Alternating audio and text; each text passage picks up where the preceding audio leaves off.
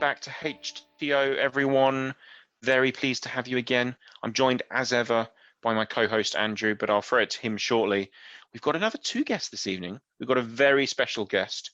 We've got Andy Bernstein, chief photographer from the Staples Center, and all the glorious sports teams that go there.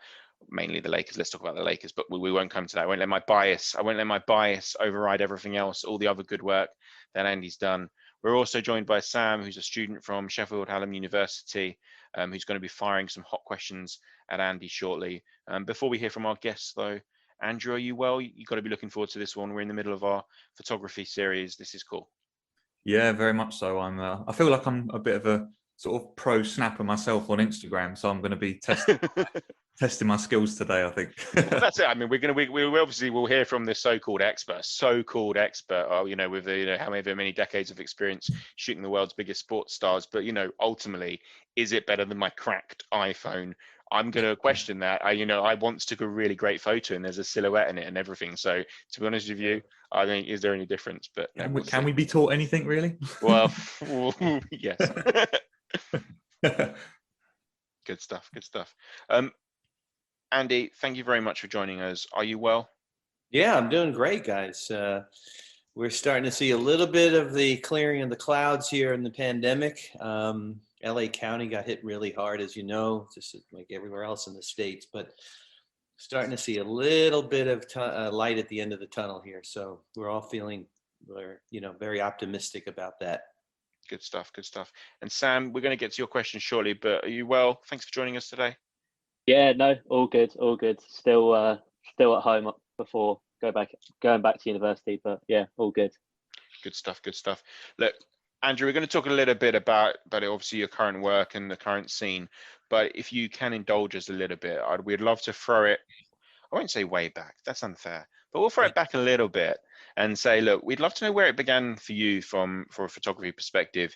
Your sports stuff is frankly astonishing, and we're going to delve into a little bit in a minute, because I mean, when Andrew and I were compiling a list of people we wanted to get on the show, for me, your name was right up there given what you've done. But what came first? Did you have a camera in your hand, or did you have all sorts of balls and sports apparatus in your hands, and then realize I can't play sports, I'm going to shoot for sports instead? Or was it always photography? Where did it start for you? Yeah, great question, Tom. I was brought up in a very sports conscious family in Brooklyn, in New York, and my family were Brooklyn Dodger fans going back, generations. And we actually were big hockey fans. My dad and my uncle had season tickets to the Rangers the whole time I was growing up. So I essentially grew up in Madison Square Garden going to Ranger games. Was not really into basketball on the pro side, but I played a lot of pickup basketball in the schoolyard and in my driveway. We played roller hockey in the street. Played Little League, of course, and I was exposed to sports, very early in my life. So that being said, I was the shortest guy on my block, and I was pretty good at sports, but I knew that I would never, be like play varsity sports in high school or anything like that. When I was 14, my dad bought me my first camera, and we made a trip out west to all the national parks in the Western United States where I'd never been. And I really took to the craft. I took to the creative aspect, to sort of the solitary creation of something that was in my head that got translated through the camera, and then boom, became a photograph. And it was a magical experience, really, for me. And that only got amplified when I think it was my sophomore year of high school. A friend of mine took me in his dark room in his house and showed me how to process film and make prints. And just watching prints come out in the tray, I don't know if you guys have ever experienced that, but it literally is this magical experience to see something that you created just kind of come out of a white piece of paper right before your eyes. And so I was hooked. I was, the joke about me in high school was that I always had a camera around my neck everywhere I went to a big high school, and I was able to photograph all kinds of sports and clubs and theatrical dance competitions, all the stuff that we had going on. And then that led me to the University of Massachusetts, where I also I worked for the daily newspaper that we had there, which was a very prestigious 5-day-a-week paper. And that's where I really learned kind of the way to do assignments and to work with a writer, to work with designer of the page, an editorial board, things like that. Wasn't really quite learning the science and everything about the creative aspect of photography. I was kind of learning it on the fly, so to speak. So I decided to make a big move in my junior year. I was 19 and I transferred to a very, very prestigious art and design school in Pasadena, California. And that's really where sort of the dream of being a photographer started to kind of gel into becoming a goal of it being a career. So it's kind of the nutshell version of how it all started for me. In terms of early influences, Andy, because was there a point where you started to find yourself looking at other people's work and in a professional sense, or was it more like tunnel vision? This is me. Yeah, that's a great question. I looked at a lot of travel magazines before we went on the trip out west, National Geographic and other ones. I was very influenced by the masters of photojournalism, W. Eugene Smith and Diane Arbus and Henry Cartier-Bresson, and then there was actually an incredible photographer named Philip Jones Griffiths, who did an amazing book about the Vietnam War. He was a very accomplished photojournalist, and I guess he was there for years covering the Vietnam War. And that book really struck me. It struck me that his photographs were so dynamic and under such incredible duress that he had to work under the conditions. But I really felt for the first time like sort of a deep feeling that photography could result in some really heartfelt emotion, which I had never done before. So that led me to, looking into other photographers that I just mentioned.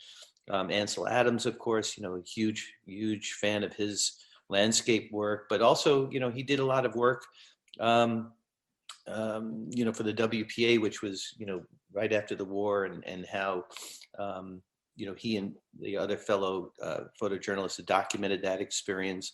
So, and then on the sports side, I gravitated to the master. I mean, the master himself, Neil Leifer, one of the four heads on the Mount Rushmore of sports photography, along with Walter Yost, who also became a great friend and mentor. And I set up a meeting with Neil when I was still in school, and he met with me, and it was the start of a lifelong friendship that extends to this day. Just actually talked to him the other day. He has this unbelievable boxing book that just came out, published by Taschen. And, I'm hoping now that I'm paying that forward with the younger generation of photographers, that maybe, I can impart some wisdom and knowledge. I don't know, but that's why I'm happy to talk to you guys today and share my experiences. Yeah, I was going to say, it's almost you come full circle in the mentoring role that you've got now as well. It's funny you mentioned Neil, actually, because that's a name we mentioned the other day on the pod when we introduced this series. Is one of my favorite sport photos of all time. Is the panoramic one of Ali against Williams. Yes, unbelievable. So I guess like me asking you earlier about sort of early influences. I guess you've mentioned Neil, but years later, obviously yourself now. Are there any on that you admire in the game at the moment? Oh yeah. Who's taking your crown? Who's taking your crown? That's it. I am willingly passing the torch to this next generation. There are some photographers that might not be household names to you and your listeners, but there's a good friend of mine and a colleague named John McDonough, longtime sports photographer. I didn't meet John, but I was a big fan of his work early in my career. He was a staff photographer for Sport magazine. And then he became a staff photographer for Sports Illustrated. And I love telling this story because it's absolutely true. John and I would sit night after night after night next to each other on the baseline, covering Laker games, NBA Finals games. Didn't matter what it was. Probably hundreds, if not a couple of thousand games that we actually sat next to each other. And we would be covering the same, let's say, NBA Finals game, and then the magazine would come out, a few days later, and I'd open it up, of course, and I'd see John's incredible photography in it, and I would see a photo that happened, and I would this happened more than once, and I would call him, and I would say, John, when the hell did this picture happen? Because I was sitting next to you, dude, and I didn't see this happen. And he, to John's credit, and as humble as he is, he never takes credit or toots his own horn, but he's somebody I continue to look up to. And then the photographers who helped me break in to the world of sports photography, Peter Reed Miller, fantastic mentor, friend, teacher, and incredible photographer in his own right. Richard Max and Andy Haight, these were the guys who were local in LA when I was starting out as an assistant, and were incredibly generous with their knowledge, and there was no fear of competition with them. They were happy to have an assistant who was eager and willing to learn and worked hard, and they were great at kind of imparting whatever knowledge and experience they had. I was going to say, do you look back at a moment or a moment in time or a chat which was the step change? So like you said, you've moved out west, and then within a few years you're doing the NBA photos, that late 80s, early 90s period, you're off doing the dream team, which is, the world will then know. And it's just that must have been a special period. Was there a moment that was the step change that, wow, shit? 100%. Yeah. So in my world, at least in my mind, is that I didn't feel that I would have truly made it in the world of sports photography, professional sports photography, until I got that first cover at Sports Illustrated, till my photo was on that cover. And I got my first SI assignment pretty early in my career. It was a hockey assignment, and that was unbelievably cool to see my photo, but it was a small little photo on the inside. Page 42 on the bright corner, tiny font. But I still have it to this day, and it means a lot to me. But when I got my first cover, was monumental and a game changer, and totally validated the journey and the blood, sweat, and tears and the poverty that I had to endure to get to that point. It was the '85 finals, and Lakers against the Celtics. And in those days, Sports Illustrated would assign two of their own photographers to every game, sometimes more, but there would be two photographers on the court, one on each end. And then they would also do this thing where they would pick up, they would look at other photographers' film who are also covering the game, but they would be very selective in who they chose, maybe one or two other photographers, because they were relying on their staff guys to get the photo. And lo and behold, I was working for the NBA. They asked if they could look at my film. The NBA said yes. I said, of course, yes. So they took my film, which, I'm shooting film. It all goes in a bag. At the end of the game, a messenger takes it to the airport. It gets on a plane, ends up in New York, and gets processed there because they're on deadline. I never see it. I have no idea what's in the film, what I shot. I don't remember anything significant that, was earth-shattering. And the Lakers win the championship in Boston. Against defending champs when they won Celtics? No, this is 80. The Celtics won in 84. Yeah. The Lakers won in 85 in Yeah. Boston Garden. They were the first team to ever win a championship in Boston Garden against the Celtics. And they were the first Laker team to ever beat the Celtics in the finals.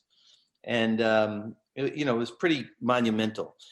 And so we partied all night in the hotel, got on a plane early in the morning, and flew to Washington, D.C. to meet President Reagan, which no teams do that anymore. They get invited by the White House to come the next year, and sometimes decline, as we know. Yeah, it's never at the same time. So nobody had slept, and I remember I was in the airport in Boston waiting to get on the plane. And in those days we had pagers, right? And I get a page and I recognize the number. It's the Sports Illustrated number. And I call, and it's had to use a payphone. It's all like ancient history to you guys. And Eileen Miller, who happened to be the photo editor for basketball, said, well, I just want to tell you that you got the cover this week. And I said, you sure you're talking to the right guy? And she said, yeah. I said, you have an amazing photo of Kareem that we decided to go, to use on the cover. And it's a incredibly, as you can imagine, selective process that she and the editors go through. So I was I was just like over the moon, unbelievably just shocked. But in that moment, to answer your question, long journey to the end of the question, that in my mind, that was the moment. That was the moment. Okay, I made it. They can't take that cover away from me. I'm on the same cover as Neil Leifer, John Zimmerman, Walter Yost, John Beaver, Manny Milan, all of these guys.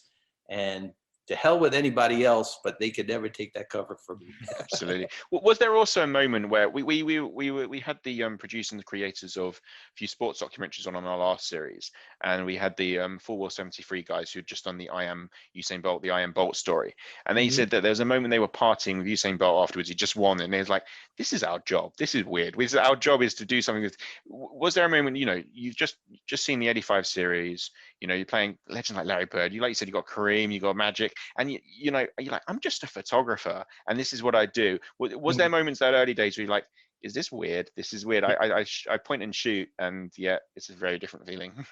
Well, I honestly still have that feeling to this day. I mean, I go to a game, and granted now I'm shooting in empty arenas, but I am grateful every single time I walk into an arena or an event or do an assignment that for some reason I've had this long career. I have a lot of people to thank, but I also can sit back now at this point in my career, 40 plus years in, and recognize that it took a lot of work. It took a lot of sacrifice, and there was a lot of ups and a lot of downs in my work life and my personal life to achieve this level and this kind of pinnacle of my career at this point.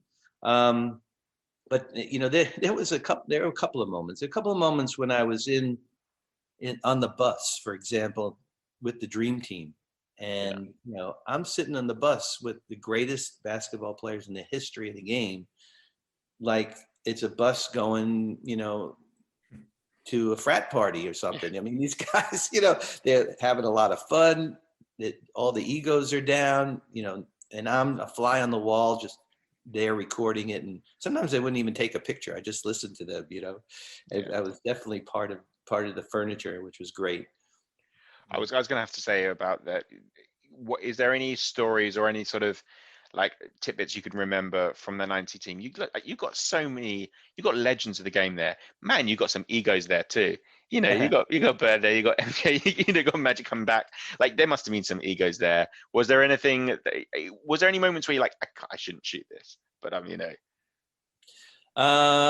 really. No, I mean, they played a lot of cards and they gambled a lot with amongst themselves. Everybody knew that, and that's not any shocking news to anybody. And Michael was obviously the most competitive of all of them.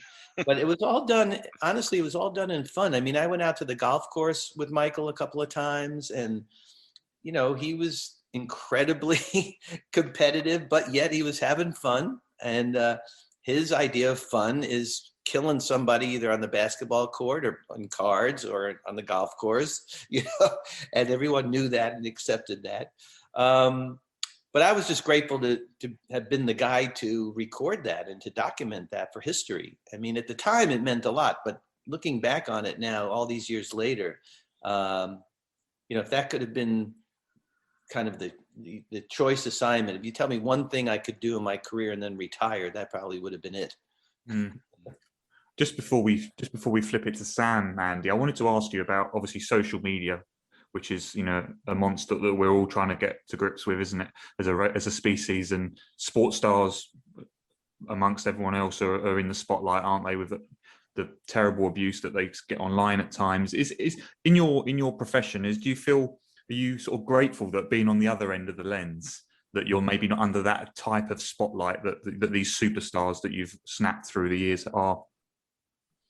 Well, it's interesting because the advent of social media now, you're right, everybody is under a microscope and you can't make a move without somebody pulling out an iPhone and taking a picture of it.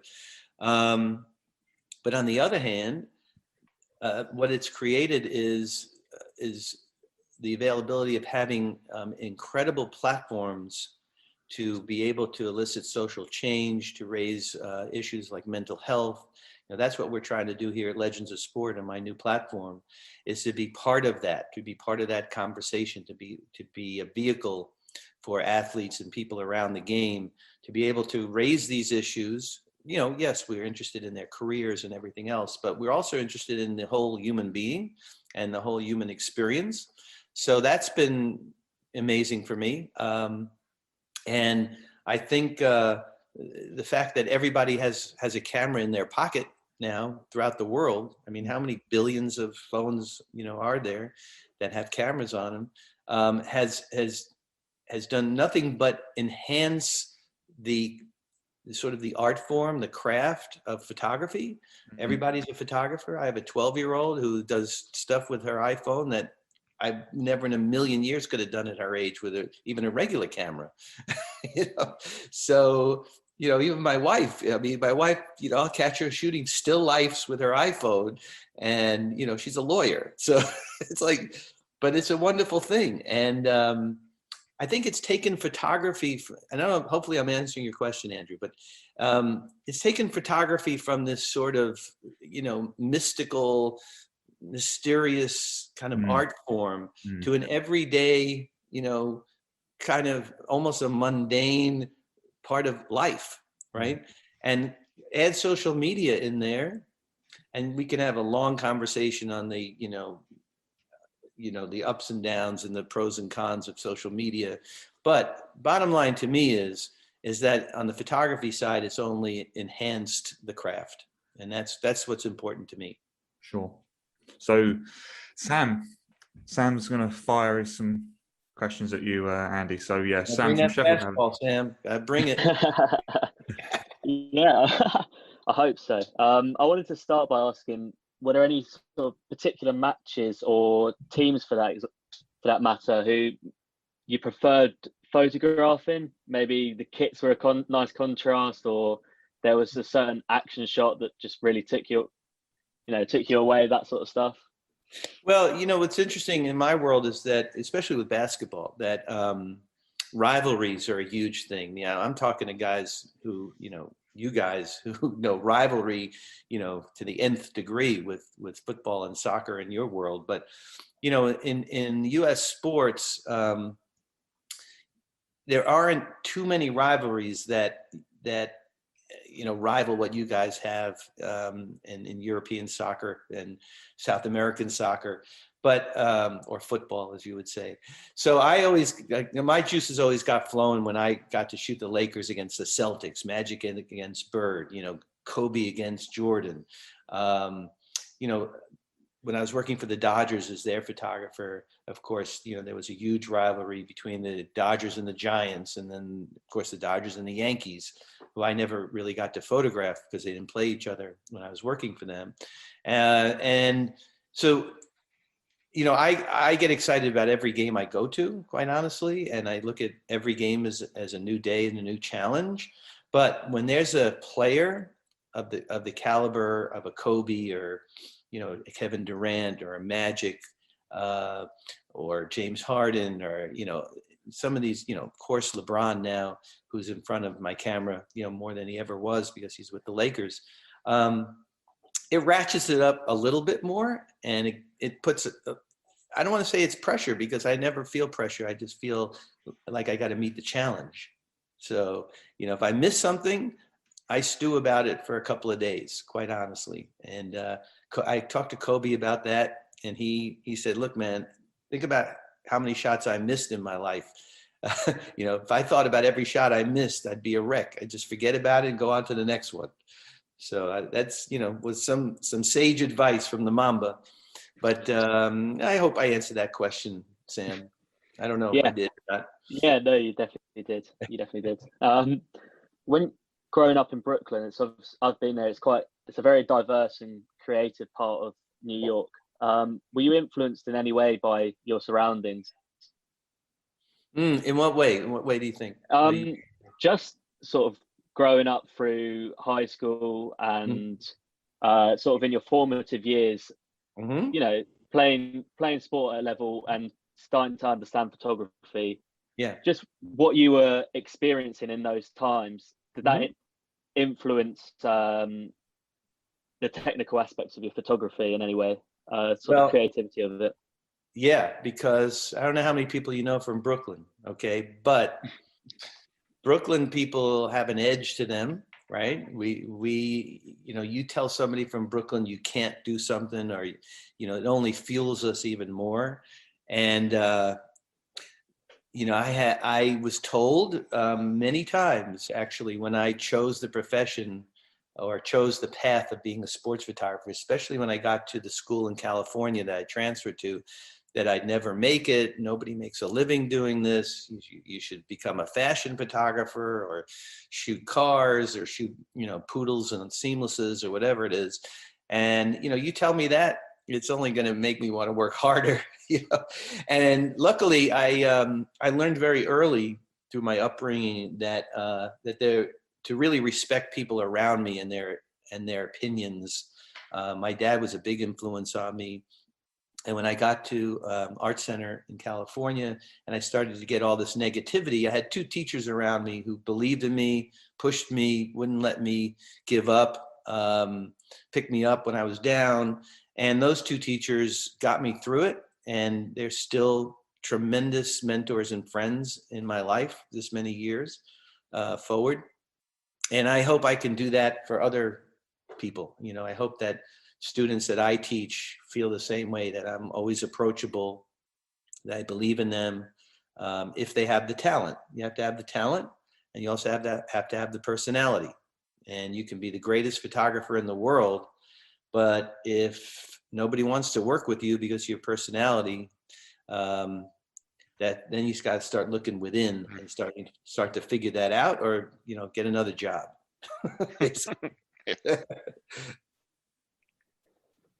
Now, I've seen you note in a couple of interviews that any career in photography, it doesn't start out in a specific sector. So you don't start out in sport. What would you say are the key principles of photography that can sustain you through any sector, whether that's news, sport, fashion, etc.? Yeah, wow. Well, you know, the basic tenets of photography, if you break photography down to its core essence, a great photograph has to elicit a response from whoever's looking at it, right? So it doesn't matter what kind of photograph it is. If the person viewing it is responding to it, then as a photographer, you're doing your job, right? And you're accomplishing the goal.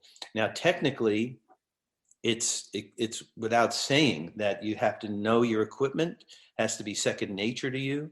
You know, I live in a world and work in a world where there's no do-overs. You know, LeBron goes in for a dunk and I miss it because I'm fumbling around with an f-stop or don't know which lens to use. I mean, you're not going to do it again. Yeah. So equipment and all the technical aspects they absolutely have to be second nature. And that's something that I learned early. When I came out to go to Art Center, and they drilled that into us, that exposure, lighting, you know, keep in mind this was film days, so we had to know that light, white balance, all that stuff we had to just know innately. And you know, I don't take that for granted. And I see people who aren't getting the training that they should have gotten, trying to make it or trying to get into the business where they just don't know the basics yet, you know. So look, you know, it's like being a writer and you don't know how to use like Microsoft Word, you know. I mean, like, that makes no sense to me. You have to know your equipment. You got to know, you know, what's out there. Now, you know, we're in the digital era, and it took me a long time to sort of get used to that. And luckily I have people around me who work with me who kind of help fill the gaps. But I had to learn a lot. I had to kind of relearn my profession, when we changed over from film to digital. I was just wondering, any advice really for breaking into the industry? That's probably my last question. Yeah, that's a loaded question, man, because I mean, the problem is that my industry has changed so much. And if we're just talking about sports photography as a discipline, but the overall overreaching category of photojournalism has changed so much. So many newspapers, magazines have either folded, or they've got rid of their staffs, or there's so many great photographers out there who can't find work, unfortunately. So my advice, when I teach and to you guys and your listeners, is that, first of all, if you have a passion for photography, you have to find the area that you're most passionate about. You really need to specialize and think very good and hard about what area of photography, what really turns you on, what you want to do, because there's no such thing as in my world about general photographer like there used to be. So if you're into sports, then you got to go out and shoot sports. You got to shoot sports all the time. You have to find websites. You have to find influencers, even brands that you could hook onto, that you could volunteer and do stuff for free, and find photographers whose work you really admire. And that's super easy now. It's much harder when I was starting out. But it's much easier now. You just scroll through Instagram and you see, hey, wow, this guy's work is unbelievable. And wow, he lives near me. And let me reach out to everybody has contact info. And it happens to me almost on a daily basis. People are reaching out to me. And, just volunteer. Say, hey, I'd just like to be around you. I'll help. I'll do anything you need. Because you learn by osmosis that way. You pick up things. And then doors start opening. And, if you have the desire and the will, and you have to have the intestinal fortitude to put up with a lot of disappointment and a lot of rejection. But, if you have the talent and you have the personality and the backbone, and you're not afraid to ask questions or reach out to people for help, then that's a good formula for at least trying to get into the business. Brilliant. Thanks, Sam. Those are some cracking questions. Mm-hmm. We're going to, Andrew's going to take you through a very quick fire where we're looking for 1 or 2 word counter-attack challenge that we always do. I did, though, just want to ask, I guess it's one question, but it's probably sort of 2-parted, that for me, obviously growing up in the UK in the 80s and 90s, basketball and the NBA had a way of transcending probably more than any other sport from the US into, and you look at sort of MJ's rise to stardom, but obviously 2 things stand out for me, and you look at for Magic and sort of his HIV diagnosis and how he embraced that and how changed so many people's opinion globally, and also if we look at Kobe and Kobe's unfortunate death and the tragic events that unfolded there, and obviously you working on Mamba Mentality with him the year before. And I just wanted to kind of sort of get your views on those two very different things, obviously, but ultimately how basketball does do that transcending piece across the world, and how from a photographer, you're having to capture not only these sports stars in these two moments of time, but also a city and a world reacting to such news. Yeah, great question, man. I was around when Magic's rookie year was pretty much my rookie year. And then, of course, I was there for Kobe's entire career. I met him as an 18-year-old rookie and photographed his entire 20-year career and shot his first picture as a Laker and his last picture as a Laker, And David Stern's vision was that basketball could truly become a global sport. I think he had the crazy vision that it would supplant soccer or football worldwide. I don't think that'll ever happen, quite honestly, because it is, that has just become the world sport over, centuries probably, but especially, in the last 100 years. But like you said, a lot of people play basketball. It's very easy to play basketball. All you need is one person, a ball, and a hoop of some kind. Similar to football. It's similar to football in that way, Yes, isn't it? similar to football, exactly. Yes, and you don't even need another person, really. I mean, you can very easily shoot hoops by yourself. But David Stern's vision was that that the game of basketball would be sort of an ambassador of a culture, of the American culture, which it was, and it continues to be. When David Stern became commissioner, the NBA Finals wasn't even broadcast live in the U.S., much less anywhere else in the world. And now I think NBA basketball is broadcast in 220 countries or something in the world. I mean, it's mind-boggling. And I was there when we took the NBA game to Europe, and we took it to China, and now it's in Africa, it's in India, it's truly worldwide. And to see the love not only for the athletes but for the game itself, and everybody's playing basketball. It's great. I mean, I remember when I went with the Celtics to Madrid in 1988. It was the first time an NBA team went to Europe for the McDonald's Open, they called it at the time. And we'd be driving through Madrid, and you'd see a playground, and you'd see kids playing soccer over there, and then you'd see basketball courts over here. And it was unbelievable when we got to the game day and everybody was wearing a Larry Bird jersey. It was truly mind-boggling. And then I had the same experience in China when I was traveling with Kobe and the Olympic team. I mean, it was really like a rock show, honestly. It was, like Elvis, the Pope, and Michael Jackson all rolled into one. It was unbelievable. So I think, Magic's announcement of his HIV was truly a worldwide event. He's so beloved, and it was so shocking at the time, and the way he handled it, and the way he rose to the challenge to really speak out about AIDS at the time and HIV and all the misconceptions of it, and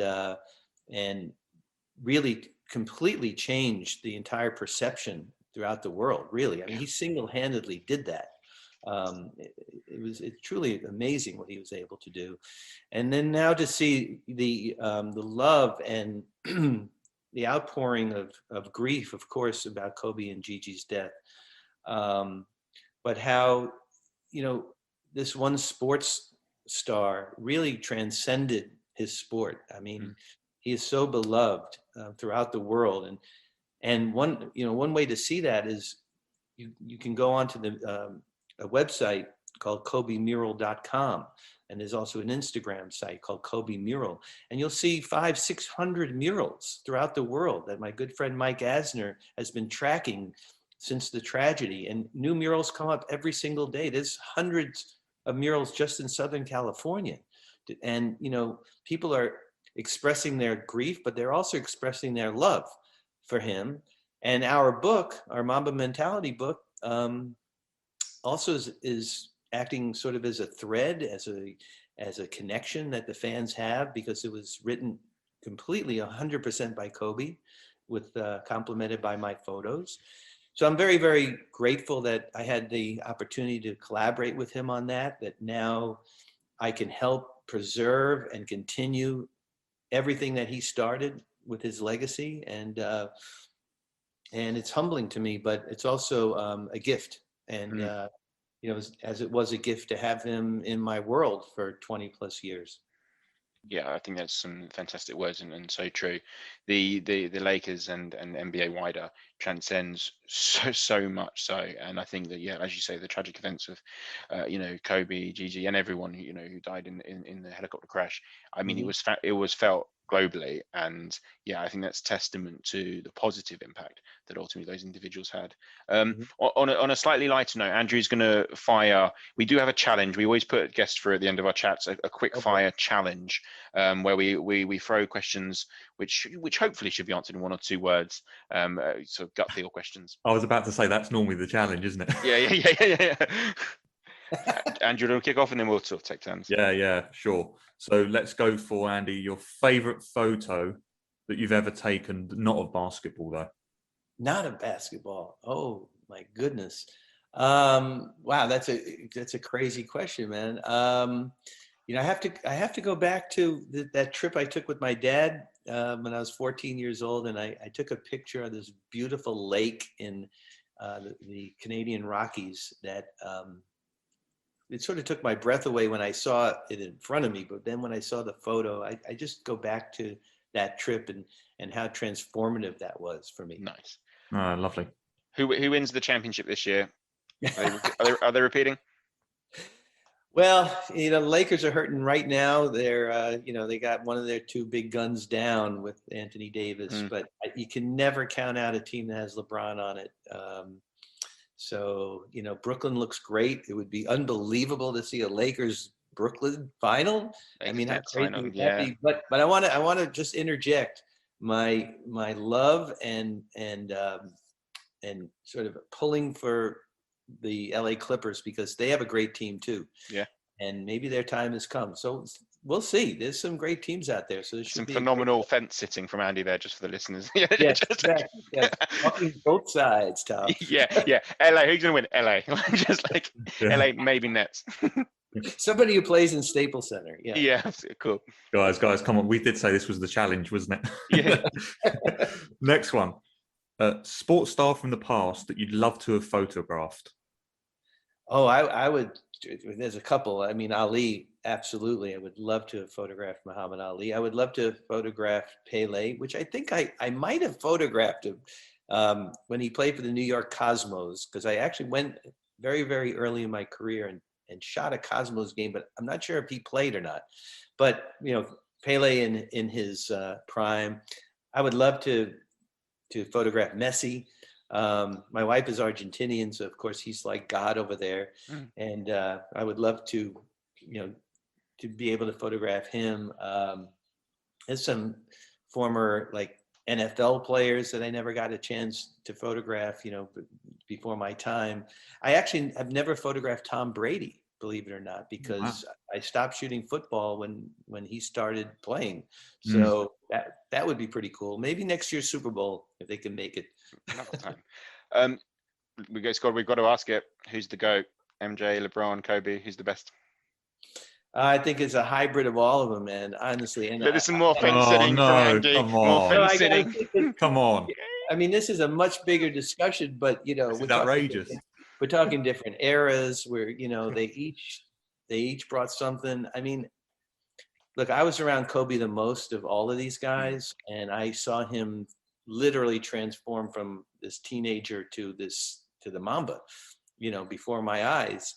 And so nobody honestly will compare to Kobe for me. I mean, but how could you say Michael, not Michael? How can you say not Magic? How could you say not Shaq? These guys are all legendary. And then of course, I wasn't around for Elgin Baylor or Wilt Chamberlain, Jerry West, that era. So yeah, a lot of GOAT discussion, guys. Yeah, well, actually, Tom and I the other day we were talking about like the same with the tennis discussion, like who's the GOAT in tennis, and maybe spoiler alert for the listeners, we might do that another day. But we always end up having a hybrid of the three that we think are. So yeah, I can relate to that. And another thing we always debate is there's a very big difference between sometimes the greatest of all time and the best. The best sometimes being the most naturally gifted or at their peak who was the best ever versus the greatest. And for me, they're very different questions. But we've got two more quick fire. I know they're appreciating all of that quick fire.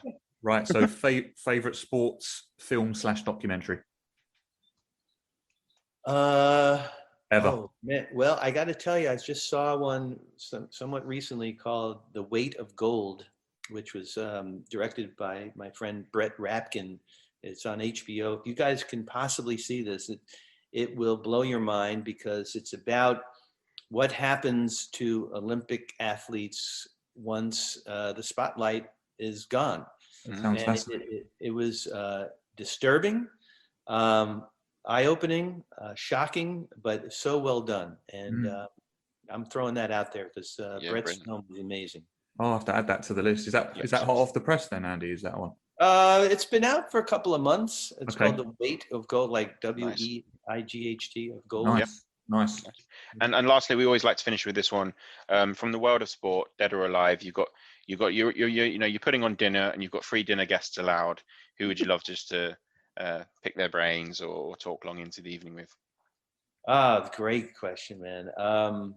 Well, I'd have to have Kobe there because the guy was just so deep and so much fun to be around. And I can't tell you how many incredible conversations we had that had nothing to do with basketball. So I'd love to have him. I'd love to have John McEnroe. Nice. Because, being a fellow New Yorker and a character.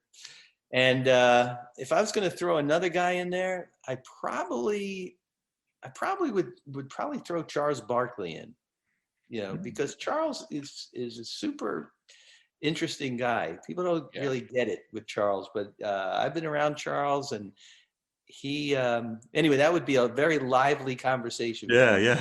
I was gonna say I love Charles when he's just commentating on the golf, let alone if he's around all evening.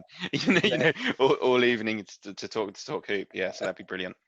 Obviously, Andy, we've really appreciated the you coming on today. It's been really amazing. I think the chat's not only been so hopefully really insightful for sort of all those young budding photographers out there, but also a bit of a deep dive into that sort of fan stuff's really been fantastic. What's next for you though? I'd love to know, you've had this catalog, and like you said, you're probably in that stage of your career in life. Actually, you said you wanted to be starting to give back now, and a bit of your mentoring piece. And look, you've obviously got the youth center piece, and it'd just be great to know what's next for Andy Bernstein in the coming months and years. Well, what's next is that I've sort of taken a little bit of a turn in my career, and myself and some partners launched a platform called Legends of Sport. And we're now in the 3rd year of a podcast that I host, a weekly podcast called Legends of Sport, which anybody can get, on Apple or Spotify, or I don't know where you guys get your podcasts in the UK. Same places. Yeah, same places. And we are in partnership with the LA Times. So we're distributed also through their platform. And it's really, Legends of Sport is a platform. Yes, it's about the podcast, but it's also about hosting events, which we've had to put a little bit on hold from the pandemic. But once we get back out there, we'll be doing live events with athletes, former people around the game, owners. It's all about perpetuating, documenting, and sort of getting back into the sort of public spotlight, athletes, teams, moments in sport that everybody remembers, but you don't really know their story. And some of them possibly have fallen on some hard times. So we're trying to help kind of elevate them back up, and also raise awareness about issues that are incredibly important right now. Mental health, social justice, women's sports, all kinds of equality issues. So that's where we're at. We are actively working on 3 or 4 big projects through Legends of Sport in addition to the podcast. In a way, the pandemic kind of did us a favor because I couldn't shoot games. So, I just took all of my work energy and put it into building this thing for the last year. And some great things are going to happen in the next 6 or 9 months that will continue to push us forward. So I'm super excited about that. It's great to hear. Yeah, it's great to hear. I mean, I just obviously I was jesting at the beginning about my technical competence, but what I'm really fascinated, just to sort of wrap up, Andy, is what the emotional side of photography really. What is it? What is it about a photo that just evokes that reaction from fans and from just people in general? Well, it depends, because if you're a fan of a team, for example. So you love Michael Jordan, you love Kobe Bryant, you love Messi, whoever. You want to have a photo to just, to stare at, because, you idolize this person. That's why, poster companies exist, because, you hang that on your wall and it's always there. But there's such a, sports is such an emotional sort of part of life to begin with, and it's a connection, like a family connection, a legacy connection. How many, your dads probably took you guys to soccer games when you were little, and now if your dad, you're a dad, you're taking your kids. And how many times do I go to a game and I'll see 3 or 4 generations of Dodger fans or Laker fans or Celtic fans, and that's a beautiful thing. And photography just helps to preserve that sort of legacy. And it also it's a great point of discussion, right? So Kobe and I would spend hours looking at photos of him for our book, and he would break down the photos like in a technical way as to the basketball aspect of it, which I never did. So there's a never-ending conversation about photography and how it relates to sport. Absolutely. That's been incredible, that chat. We've really enjoyed it. If you didn't catch that, listeners, Legends of Sport, you need to listen, hear more about all the stuff that Andy's up to. Obviously, you're going to be listening to HTO Sport as well. So why not just listen to one after the other repeatedly for the next week, 2 weeks? That's what you got to do. Andy, Sam, thank you both very much. Really been a pleasure. Thank you, guys. So great to connect with you. That was a fantastic chat. I really enjoyed that. Loved that. It was so clear for me, sort of the affinity that Andy had for Kobe, but for his job and his career. And what fascinates me is that every time we've had these creators on, like the Turners from Fulwell, or even Stuart McFarlane from Arsenal, they just how fortunate and lucky they feel to be part of such superstardom. But I don't think they should play down how important their photos are for so many millions of people. It's brilliant. Oh yeah, these guys have just got an incredible responsibility for a start, because obviously it's about showing the audience different, like either if it's a picture or a documentary, for example. But they're just a pleasure to record with, and just very humble and informative and insightful, and I love the whole kind of mentoring role that he's taken on as well. Just come full circle for him, Yeah, completely. And they're clearly so keen to give back. It's interesting. Sam asked that question about how do you get into that sort of career. It must be very different now in this world. But what was also clear is how much he grafted. Like that guy work, photo, camera always around his neck, taking photo after photo. You've got to love what you do, and he clearly did love what he does. And then that was so clear for us. I loved how transparent he was as well about the whole. You're never too old to stop learning. And how he had to take on the whole Word software, etc., and get himself up to digital speed. So that there's a lesson there, isn't there? Always keep listening, keep working, but also keep listening to HTO Sport, ladies and gents. Also give Legends of Sport, Andy's page and sort of podcast, a real good listen. They're at Legends of _Sport. Give them a follow. Give obviously us a follow, HTO Football, and stay tuned for all the latest in not only our photography series, but all the exciting things to come. Take care, guys.